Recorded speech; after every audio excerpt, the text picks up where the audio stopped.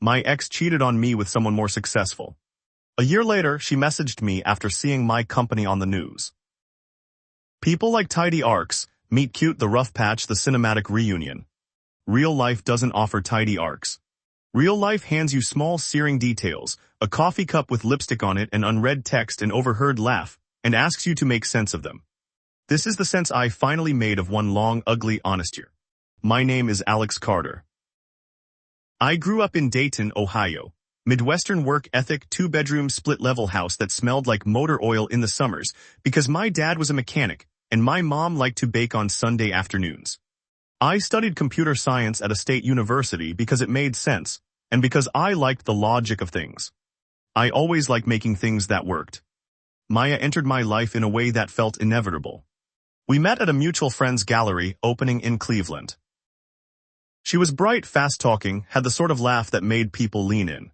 She worked in marketing. She liked small, perfect restaurants and took photos of her coffee with an old film camera. We moved in together after 2 years. We joked about being that couple that owned matching towels. For a while we were. My post-college years hadn't been glamorous. I bounced between QA gigs, freelance front-end work, and a stable but unexciting position at a mid-sized logistics startup. I liked the work. Product problems were satisfying in a way people problems rarely were, but we weren't making headlines. We paid the rent on time, had a modest savings account, and took cheap vacations to Maine. We were happy in the soft sense of people who have built a rhythm. Then quietly the rhythm changed. It started with tiny things. Maya started carrying her phone into other rooms, started leaving early for events and coming back late. She picked new fights about nothing and downloaded an app I'd never heard of. I noticed, then told myself I was being paranoid. We'd been together for 5 years. You learn the difference between a real problem and the twilight of comfort restlessness people mistake for a problem. A Thursday in late spring changed things. She said she was going to a networking event. I had to work late, that was normal. At midnight she still wasn't home. At 1:30 a.m., she returned smelling faintly of cologne, which was odd because she'd never worn other people's cologne. When I asked if she had stayed at a friend's, she said yes, all apologetic. I slept badly. A week later, a stray receipt slid under the couch cushion when I was looking for the remote. A dinner check for 2 at a downtown steakhouse. Maya's name printed on the digital receipt and under it, R. Hayes. I did something I had not done before. I waited. I watched. I cataloged the tiny deviations, the phone calls taken outside, the sudden interest in financial planning, a subject she'd always shrugged off, the carefully timed compliments that felt scripted. One afternoon I parked outside the coffee shop where she said she met clients. I held a thermos in the car pretending to read. Through the window I could see her laughing at a joke I didn't hear, and the man she sat with, a well-cut suit, new watch, easy smile, put his hand on the small of her back in a way that felt like a claim. He was handsome, yes, but what stuck was how comfortable he looked owning that room. He smelled of an ecosystem I didn't belong to. I confronted her that night. She called it an affair. She called it a mistake. She called it everything but the truth, that she was tired of the smallness of our life and attracted to a man who could offer a different one. He had the career trajectory Maya claimed she wanted. He took her to dinners that were louder, brighter, more photographed. He was, in the currency of our culture, more successful. She told me she was exploring, and I remember the exact second the sentence landed. I was standing in the kitchen with a can opener in my hand, the overhead light buzzed, and I felt every polite investment I'd made in our life suddenly thin and threadbare. I remember how calm I tried to be. I remember how my voice did not rise when I told her not to make a habit of exploring at our expense. That night I did something I had never expected to do. I told her to pack a bag. She laughed, said I was dramatic. I held the receipts and the late-night feelings and the way she'd begun to forget the small rituals that said we belonged to each other. And I said, pack a bag. She did. She left. She took the dog because, of course, the dog liked her better. For a few weeks life felt like walking on thin ice. I kept working, but work was different. I would come home to an apartment that echoed with the absence of her small things. Her mug seemed too big for the cupboard we'd shared. I slept poorly. Friends brought casseroles. My parents were quiet over the phone, offering the kind of soft condolences that are really a request to be okay soon. But something else began to happen in that emptiness. a small, dangerous clarity. It was obvious and then it was necessary. If I wanted to be more than a footnote in someone else's life, if I wanted to matter on my own terms, I needed to stop relying on someone else's map. I had toyed with an idea for a year. A lightweight piece of software that would take logistics data from small and mid-sized businesses and return simple, automated reorder and routing suggestions. Nothing sexy, but deeply useful. In our little startup, we had what many founders want: an insight into a recurring problem and the willingness to be stubborn about it. The next months were all bootstrap and elbow grease. I sold my car. I moved into a small studio above a laundromat. I slept on an inflatable mattress and coded until my eyes burned. I lived off eggs and the kindness of early friends who let me crash on a couch and charged me a laugh instead of rent. I learned to take cold showers and how to file paperwork without crying. I pitched the idea to anyone with a sympathetic ear. More nos than yesies came back, but I refined the product, shipped a minimum viable product MVP, and found the first 3 users in the dusty corners of businesses for whom the status quo worked because they had no other option. There were days I wanted to quit. On one of them, I had a run-in with a development partner who ghosted after accepting a small equity share. He'd promised a timeline, then disappeared.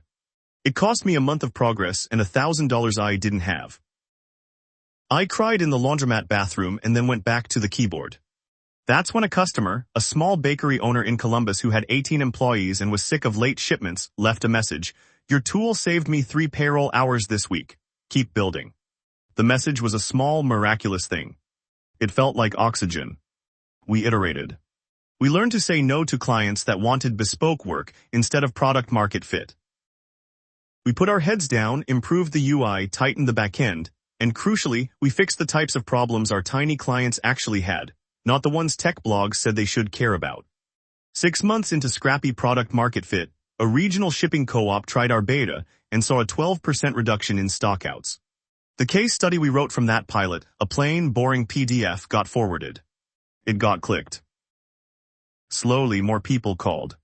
We moved from paying for coffee investors to a modest angel check that let me hire 1 developer and a customer success rep. I learned to be mean with scope creep and tender with people. Maya had been a specter for most of that period.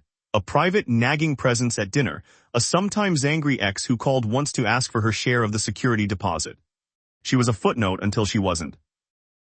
A year after she left the small company I'd started, we called it LedgerLane, had customers across 3 states, revenue creeping upward, and a team of 5 that had stopped being the kind you see at meetups and started being the kind who canceled birthdays to hit launch dates. We were not yet profitable, but we had traction, and traction has a way of becoming a story. That story landed in a local business section on a Thursday. A reporter had written a clear, modest piece about us, helping Main Street distribution centers survive peak seasons. The story quoted an overwhelmed owner, mentioned the cheap, practical software, and included a pull quote. "It's like someone automated a veteran manager's instincts." A PR firm picked it up because small success has a flaring geometry, local leads to regional leads to a podcast that liked origin stories. And before I had time to be nervous, the article became a talking point on a regional news segment. A tech blog used the local piece as a hook for a larger profile. How a 1-person shop built a tool real retailers use. And then the overnight thing happened. A business show ran a short segment that used our product as an example of practical AI integration. The clip hit a larger feed. Someone with reach shared it. The company growth leapt from promising to noticeable. We had inbound press, inbound demo requests, and a late-night voicemail from an investor in Boston who said, "I've been watching companies like yours for a while. Let's talk." It was dizzying. We rode the wave carefully. I took calls, negotiated terms, and kept the team grounded. We signed a seed round that let us expand the product and hire 3 more people. The follow-through was hard work, real work of building systems, of making sure the product did what it promised, of turning surface-level interest into stable revenue. 2 weeks after the big article, my phone lit up with a message from a number I recognized immediately. The name at the top read, Maya Old. The message said, "Hey, I saw LedgerLane on the news. Congrats, can we talk?" When the message arrived, I was at my desk. The team had just closed a complex integration, and someone had baked an office cake, the kind of gesture that their parents would have recognized as evidence of a real job. The cake had frosting on it and coffee in my mug, and 5 faces looking at me like I was the sum of their sweat and hope. I swallowed. A dozen responses unspooled through me in a second. Ask for nothing, demand answers, savor the moment, show humility, show a clownish glee. I closed my laptop, walked into the small kitchen, and sat with the team for cake. Their faces were a kind of home I'd rebuilt around work. I told them I'd respond and that I wasn't sure how yet.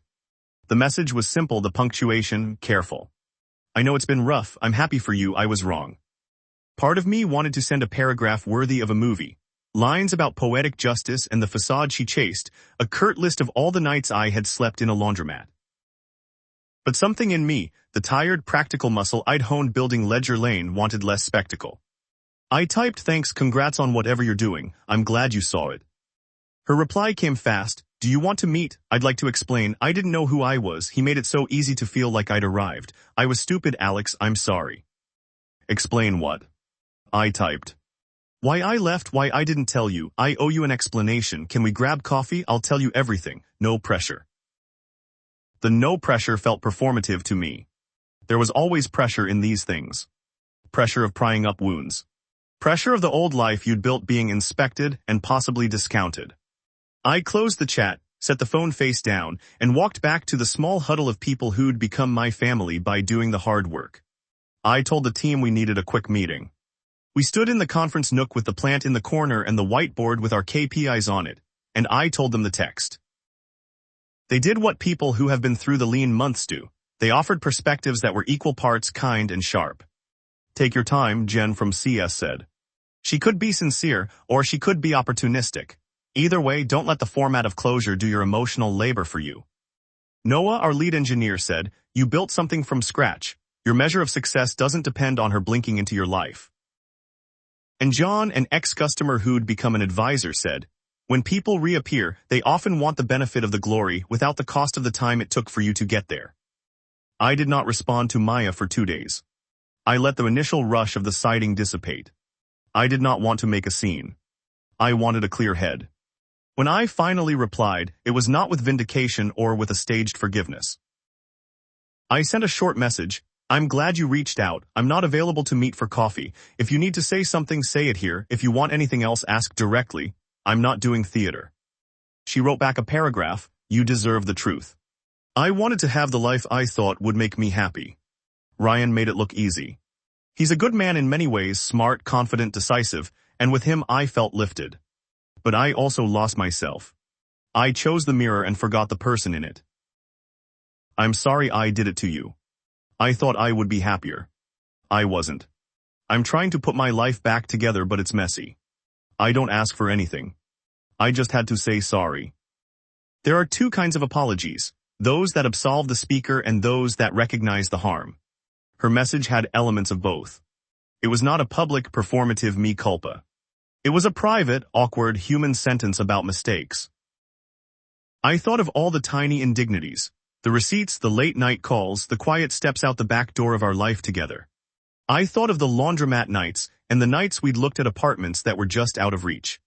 I thought of the way success had felt like a destination others could buy, and I'd reached by making something people used. I answered carefully, thanks. I don't need you to explain. I needed to build a life I could be proud of. I did that. I'm glad you're trying to put your life together. I hope you do. I'm not interested in rehashing old mistakes.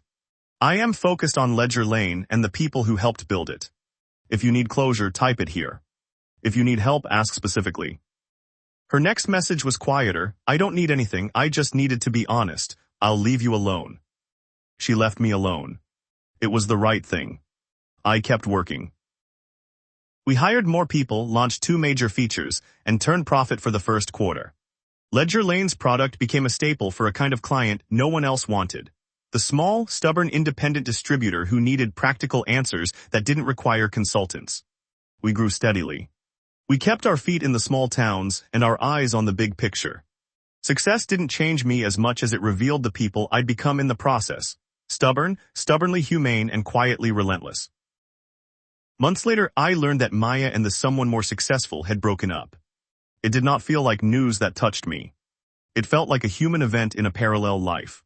I was sometimes proud of how calm I felt, not because I had no pain, but because the pain had been repurposed into the making of something that mattered outside of the relationship.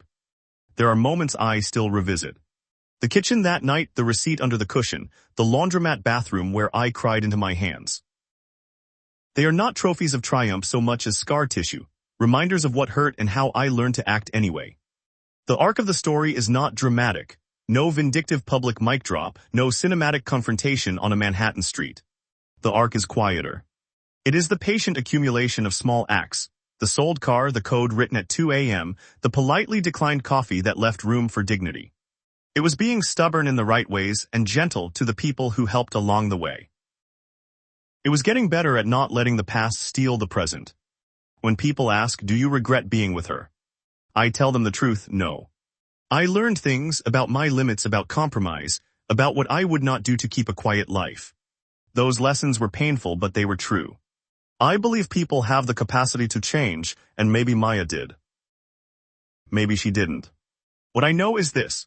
The thing that gave me the most satisfaction after that year wasn't the news clip or the seed money. It was the Monday morning when LedgerLane's customer service rep told me, we kept a client this quarter because the owner called and said LedgerLane didn't just save them money, it saved their business this season.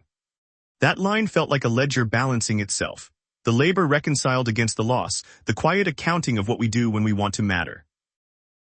A final note about the message I never sent back to Maya. It would have been petty and satisfying in the short term and hollow after that. Instead, I built a life with people who showed up. I learned that the best answers you can write to betrayal are the ones you build with your hands, and with the honesty to start again.